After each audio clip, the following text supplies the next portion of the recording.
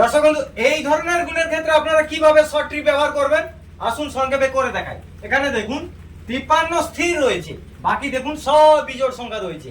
আসুন কিভাবে করতে হয়। এখানে দেখুন 19 রয়েছে, এক বাড়িয়ে দিন, এক বাড়িয়ে অর্ধেক করে দিন, কত হচ্ছে 20, 20 এর অর্ধেক কত 10 হয়ে গেল।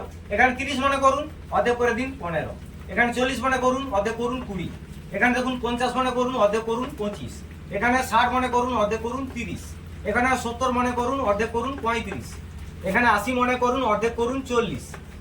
এবার দেখুন 90 অর্ধেক হচ্ছে 45, 100 অর্ধেক 50। আমি তো অর্ধেক করে ফেললাম। এবারে আমরা কি করব দেখুন, এই শূন্য দিয়ে শুরু করব, শূন্য দিয়ে দিলাম, 3 যোগ করতে থাকুন। শূন্যর সঙ্গে 3 যোগ করুন 3। এবারে 3-এর সঙ্গে 3 যোগ করুন 6, 6-এর সঙ্গে 3 যোগ করুন 9, 9-এর সঙ্গে 3 যোগ করুন, দেখুন 12 হয়ে যাচ্ছে। 12-এর সঙ্গে 3 যোগ করুন 15 হচ্ছে। 15-এর সঙ্গে 3 যোগ করুন 18, 18-এর সঙ্গে 3 যোগ 21, 21-এর সঙ্গে 3 যোগ 24। এবার আমরা কি করব, এই সংখ্যাগুলো কি রাইট অ্যান্সার? একদমই না।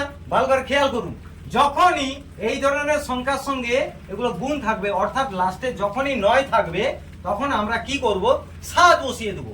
দেখুন এখানে আমরা 7 বসিয়ে দিলাম, এখানে আমরা প্রত্যেকের জায়গায় 7 বসিয়ে দিলাম।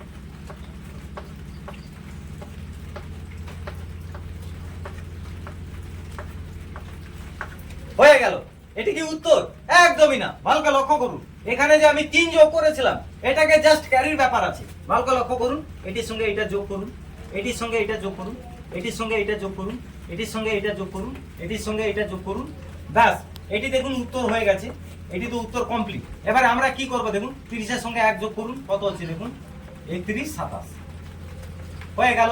তারপর দেখুন 35-এর সঙ্গে 1 যোগ করুন, কত হচ্ছে 36, 36, 57 হয়ে গেল। তারপরটা দেখুন 40-এর সঙ্গে 1 যোগ করুন, কত হচ্ছে 41, 87 হয়ে গেল। তারপরটা দেখুন 45-এর সঙ্গে 2 যোগ করুন, কত হচ্ছে 47,